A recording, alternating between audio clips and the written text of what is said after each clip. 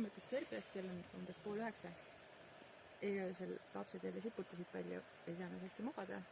Siis hakkasin mõtlema selle peale, et miks see telk ikkagi on nagu praegu mulle, ma ei ütle, et parem kui Arvi, aga nagu väga hea. Ja mingid asjad, mis Arvis tekitasid mulle nagu tohutu stressi, nagu logistika mõttes, siis neid asju ei ole. Esiteks me saame nagu pöörata sisse, kuhu me tahame. Ja seal ei pea olema kohe nagu mingit parkimiskohta. Me saame pöörata sisse siis, kui me otsustame, et see peaks juhtuma praegu. Mitte nii, nagu me oleme plaaninud, nagu eile, kui me läksime rongiga sõitma ja siis tegelikult kogemata leidsime õige koha Arviga, me ei oleks nagu keeranud sinna lihtsalt sisse. Siis, mis mulle eriti meeldib, on see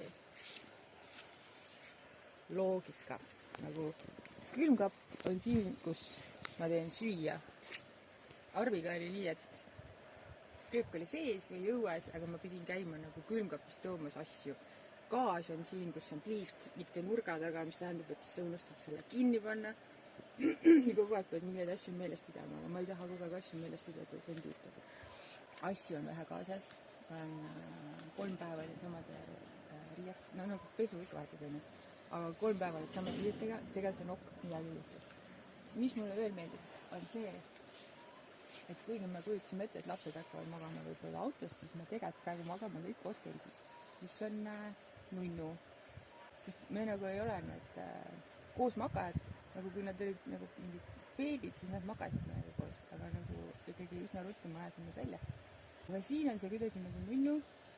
Ja siis nad nagu esimene öö ma ei saanud üldse magada, sellepärast, et mina magasin laste keskel ja siis nad kallistasid mind erinevast kohast, kui see oli ebameeldiv ja segas mind. Aga siis ma mõtlesin, et kas see on asi, millele kurta, kui sa 2 last, kes sind väga tahavad öösel kallistada. Nii et see on nagu mõnus ja nunnu.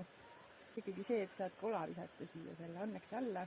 Kuigi ka see, et kui me esimene õhtu tulime ja ei teinud anneksit lahti, et kui lihtne see oli, et nagu jõuad kämpasse ja siis on nagu see, et vaatame, kus saab kuskilt süüa. Kõik, mitte et me tund aega tassime nagu asju lahti. Et selles mõttes ma ei ütle Arvi kohta midagi ja me ei anna teda ära, sellepärast, et ta ei ole meil nagu laps, aga ta on meil nagu koer. Sa ei anna mu koer ära, kui sulle tundub, et sa oled leidnud endale teise koera.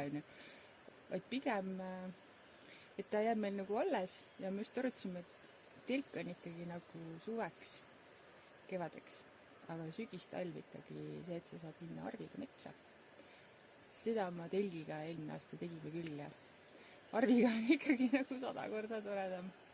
Aga jaa, sihukest reisi teha, kinge meisinna, tõesti.